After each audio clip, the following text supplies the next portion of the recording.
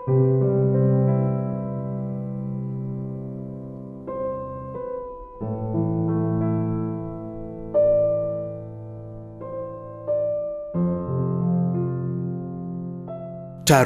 27 mwezi wa 6 mwaka 1953, Nyanda za Juu Kusini, mkoa wa Iringa, wilaya ya Mafinga, kata ya Rungemba, kijiji cha Rungemba.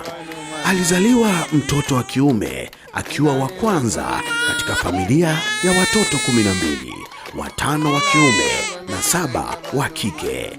Kwa mazingira ya miaka hiyo, kitu ndoto ilikuwa ni njozi unapolala usiku.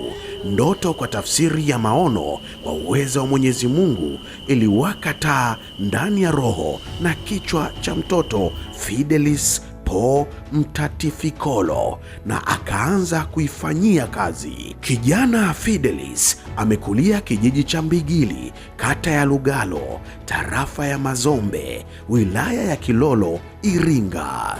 Shule ya msingi Kibena ndipo ndoto ya kijana huyu ilianza, na alipohitimu darasa la 4 akajiunga na shule ya msingi na ufundi Irole Mission ya Katoliki kwa elimu ya middle school. Kwa wakati huo, kilomita 20 za kutembea kila siku pori kwa milima hadi ilipo shule kuusaka ukombozi wa maisha.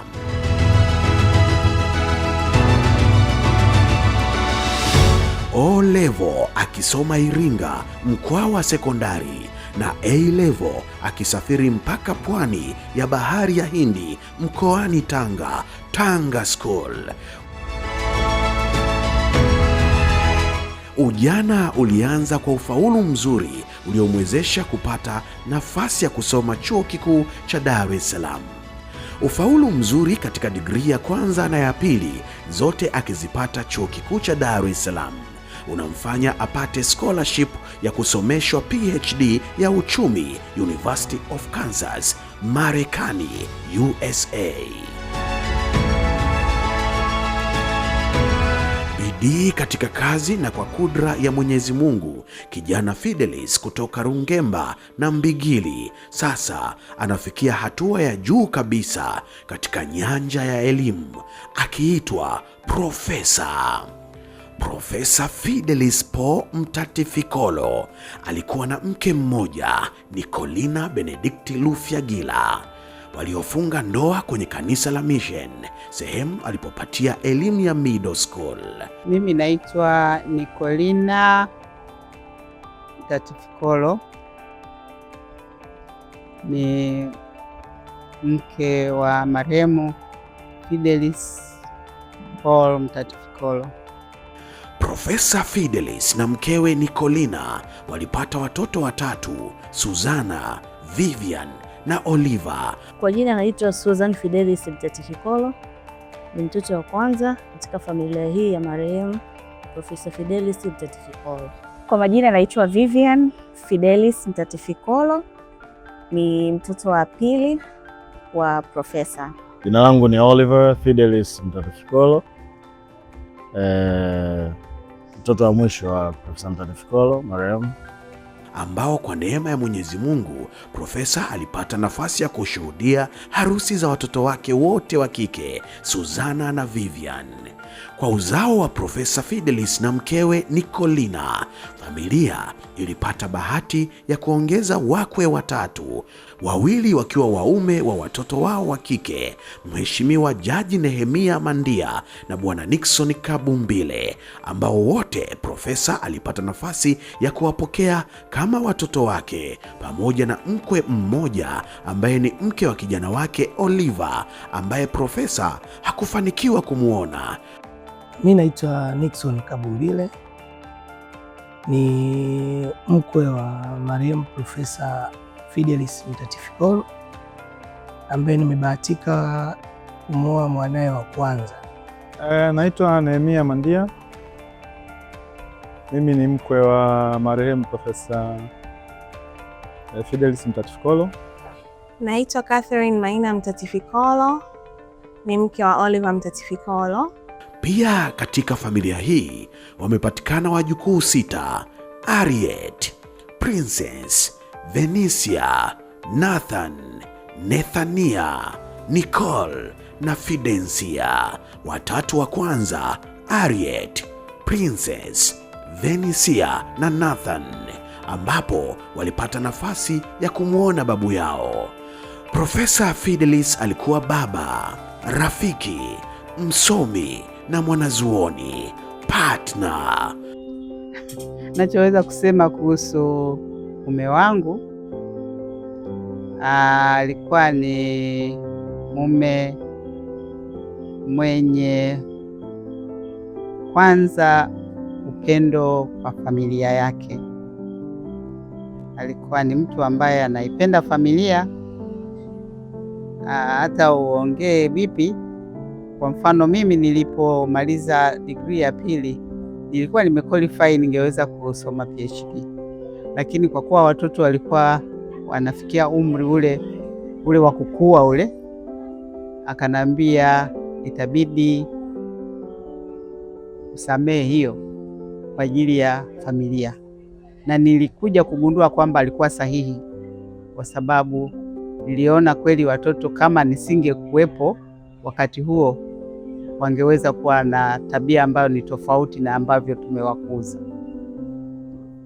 Lakini pia ni mume wangu alipenda sana kazi yake, hata katika wakati ambapo anaumwa. Ameumwa tangu mwaka 2024 kwa miaka 11, lakini naweza nikasema kwa mara ya mwisho ameshindwa kwenda ofisini ni kama mwezi mmoja tu kabla ya kifo chake, licha ya kwamba alikuwa na hali ambayo mimi namhurumia asiende kazini, lakini anasema nitaenda.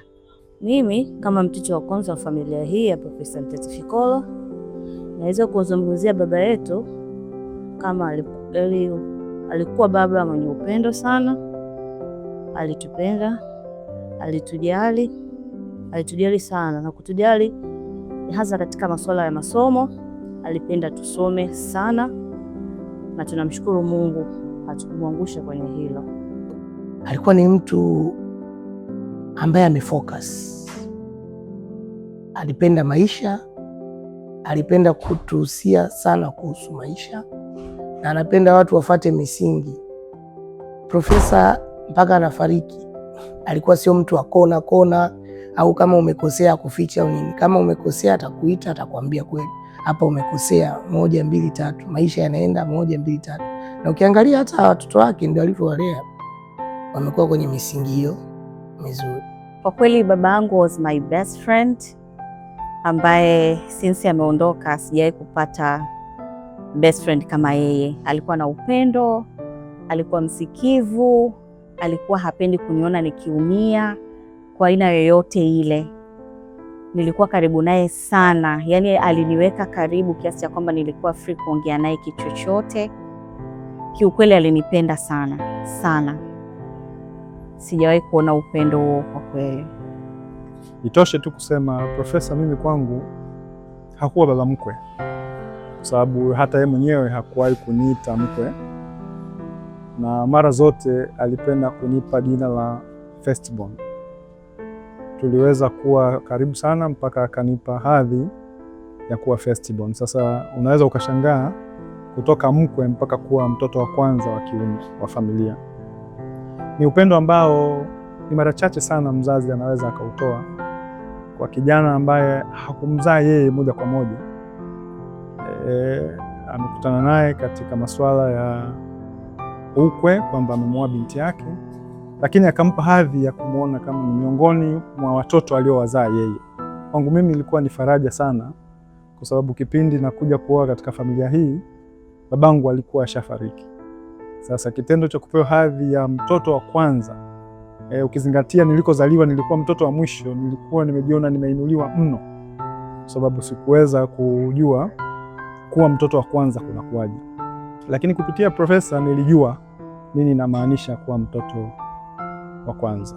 Kwa kipindi cha miaka kadhaa ambayo nimeishi na mume wangu, amemzungumzia baba kama baba mwenye upendo, baba mwenye kujali, baba mwenye kuthamini watoto wote aliowazaa na ambao hajawazaa yeye. Ni kitu ambacho pia naona amekiacha kwenye uzao wake. Nimebahatika kuolewa kwenye nyumba yenye upendo, na upendo walionao ni wa dhati.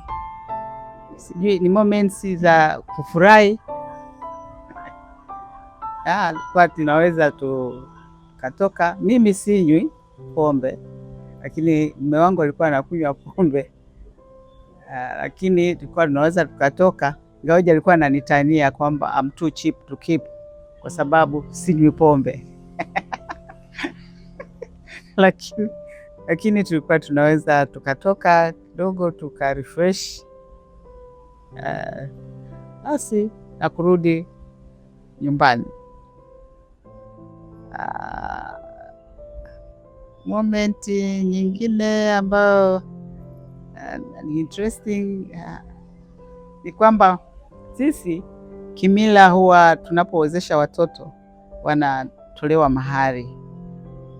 Nilifurahi sana, hakuwa ni mtu ambaye anapenda kupanga mahari kubwa, ni kidogo tu, alafu kile kinachotolewa kiasi fulani kinarudishwa kwa wale, kama 100,000 kama wametoa 800,000 au 600,000, basi moja inarudi kule. Anasema tunajenga familia, lazima tule wote, hata hii mahari naye atakula. Kwa hivyo alikuwa ana utani wa namna hiyo, lakini nilikuwa nafurahi kwa sababu inaonyesha kwamba alikuwa anapenda ile muunganiko wa familia hizo mbili uweze kuwa na wa amani.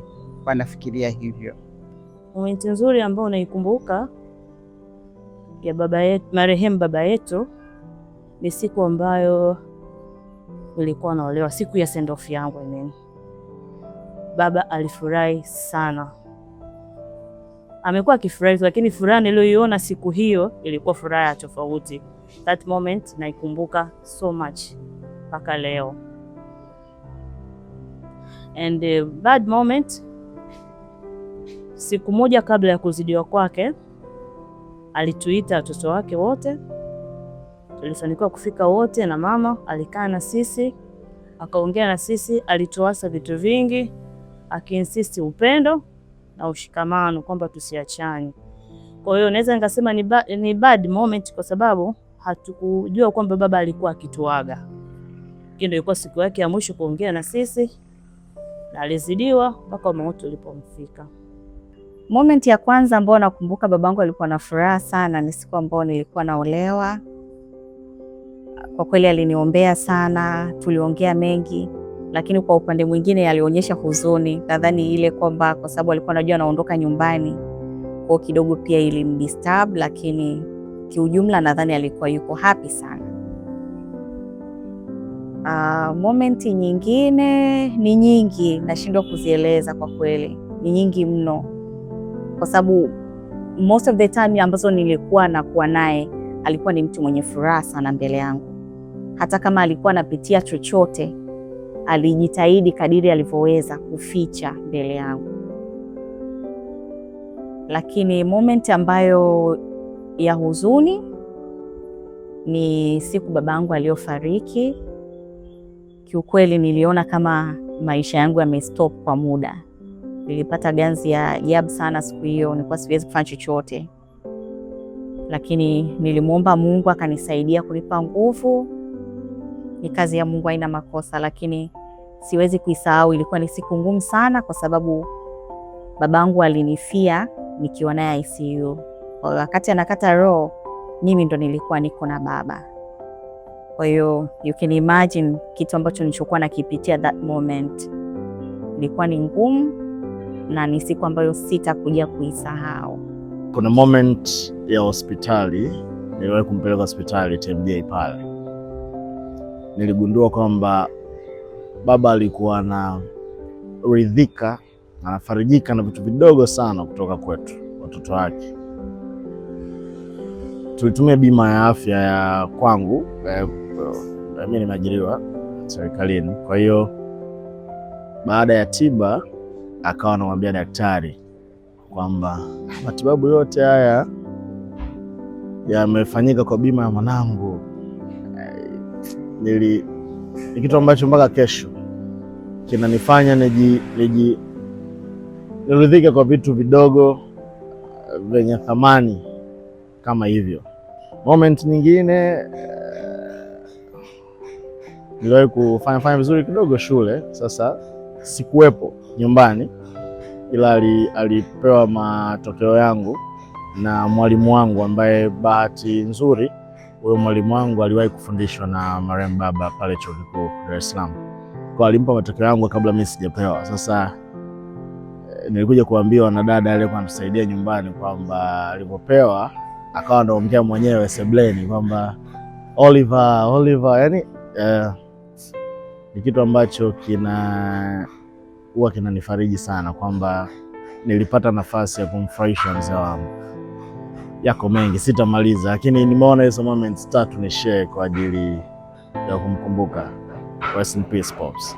Mwanzo wakati ndo tunaanza uchumba, sijui ni urafiki ile, tulikuwa tunamwona profesa yani kama ni mzee. Unajua ukishakuwa unaenda kwa mkwe unamwona ni mkali, unasema hivi mzee kweli atanikubalia mimi, bwana yuko serious sana.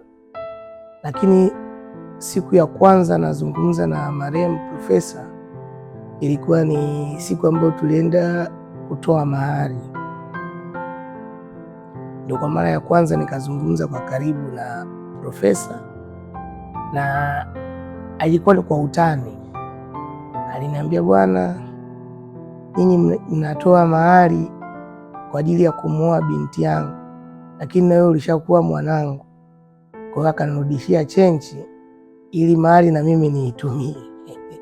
Hiyo moment ndo nikamwona profesa kumbe ni mtu tofauti na nilivyokuwa nikimwona mwanzo. Nikawa namuona mtu serious sana, lakini kuanzia pale kweli alibadilika, yani hali ilibadilika, akawa baba, na mpaka anafariki, na mpaka leo maisha tunayoishi, yani mama sijawahi kumwita mkwe, na marehemu profesa sikuwahi kumwita mkwe, na yeye alikuwa anafurahi sana nikimwita baba. Kitu ambacho mume wangu huwa anakifurahia sana kile anapokumbuka, baba alifundisha University of Dar es Salaam, lakini alibahatika kuwa na marafiki ambao walikuwa ni walimu baadhi ya vyuo, ikiwemo chuo cha St. Augustine ambako Oliver alisoma.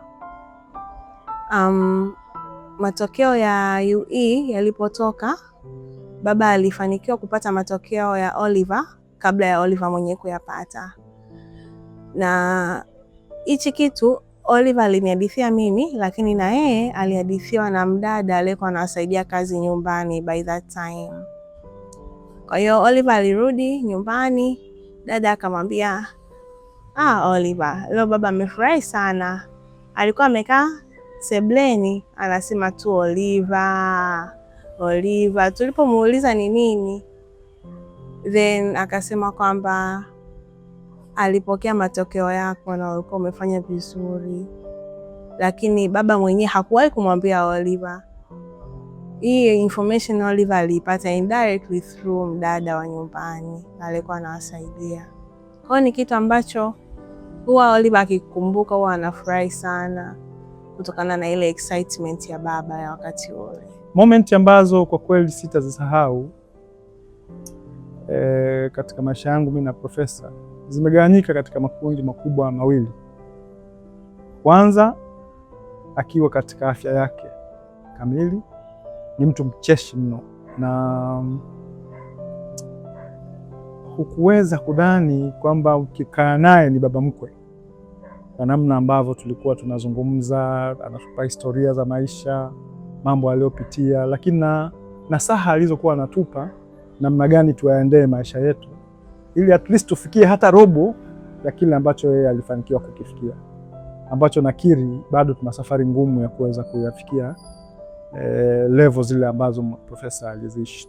Lakini kipindi cha pili ambacho kwa kweli nilikutana na prof ni kipindi alichokuwa akiumwa na maumivu. Ni mtu ambaye wakati wote hakukata tamaa. tuliomzunguka tulikuwa tukiona anapitia kipindi kigumu cha mateso na maumivu makali, lakini hakutukatisha tamaa, kwa sababu muda wote alisema msiwe na mashaka, mimi niko sawa. Unajua hakuna kitu kibaya unapoona maumivu kwa macho. Una maumivu unayoona kwa macho.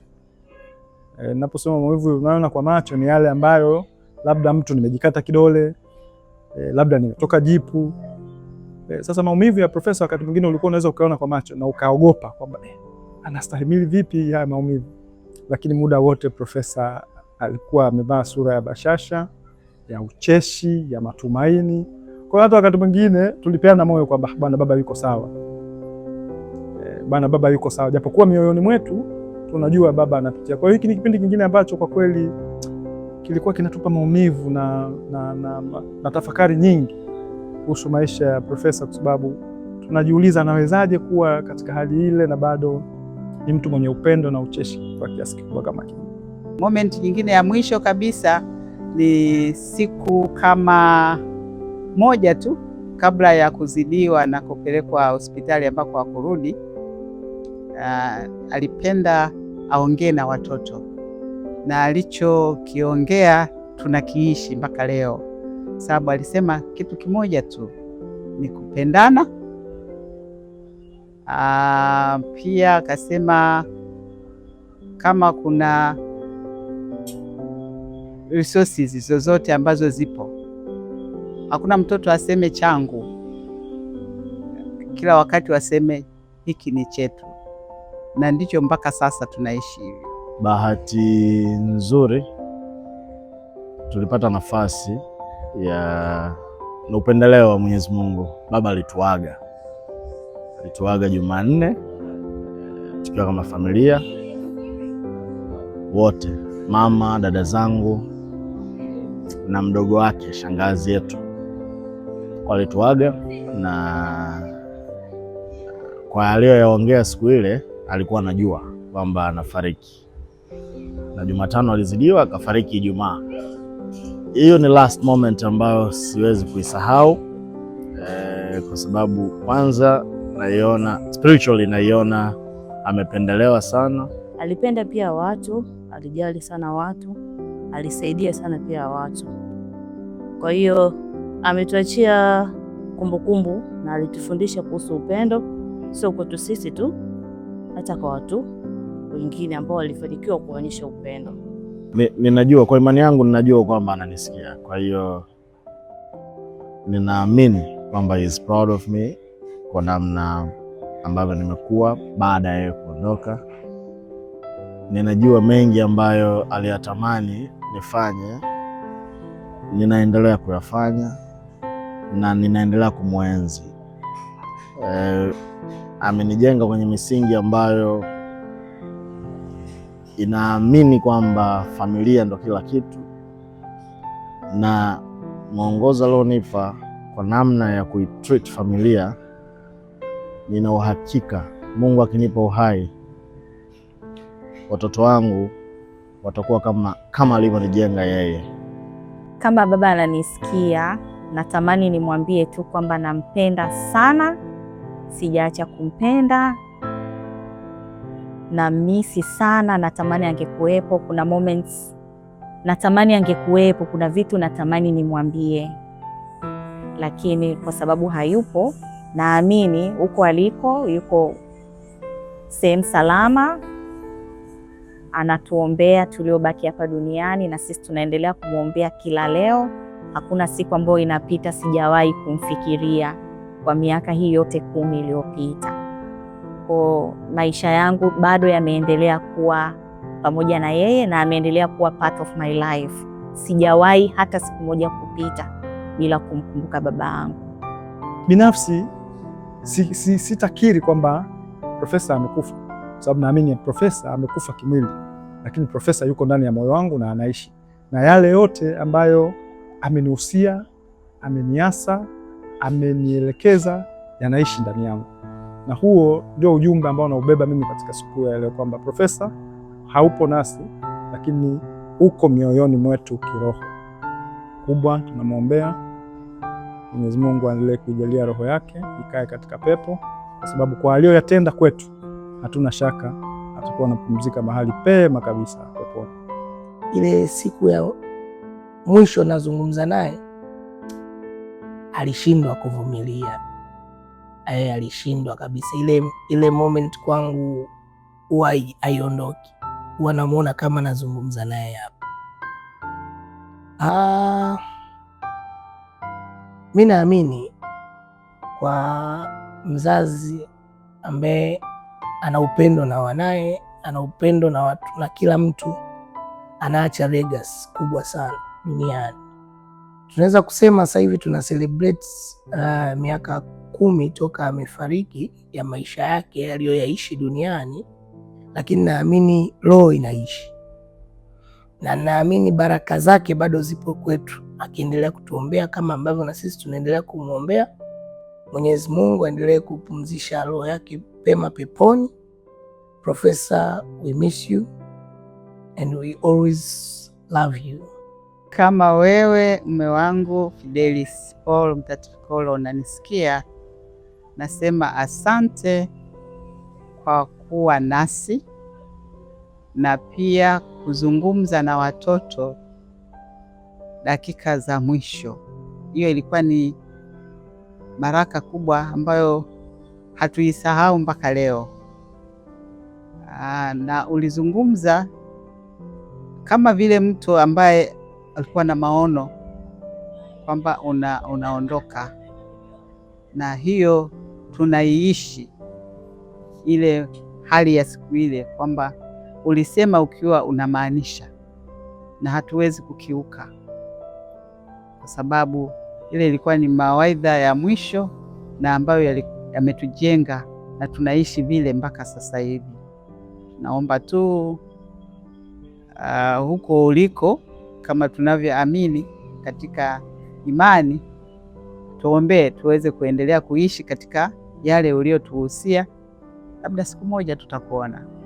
Profesa Fidelis, pamoja na kuwa bize na familia pamoja na njia yake yote ya usomi, aliyafurahia maisha. Washukuru wageni wetu wote mliofika kujumuika nasi katika siku hii ya leo ya kumwenzi mume wangu, miaka 10 tangu alivyotuacha, lakini tulivyoachwa na wosia aliotuachia tutaendelea kuishi, na ndivyo tunavyoishi mpaka sasa hivi.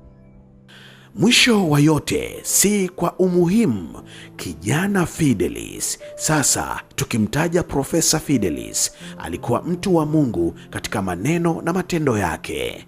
Alishiriki ibada bila kukosa, hata katika nyakati za mwisho za uhai wake, akienda kanisani kwa maumivu makubwa na makali ya miguu. Tarehe 10 mwezi wa 4 mwaka 2015, siku ya simanzi kwetu sote kama familia na kama nchi, tulimpoteza Profesa Fidelis Paul Mtatifikolo. Miaka 62 ya uhai wake, kwa hakika hakuwa na deni. Mwenyezi Mungu ailaze roho ya marehemu Profesa Fidelis Paul Mtatifikolo mahali pema peponi. Amen.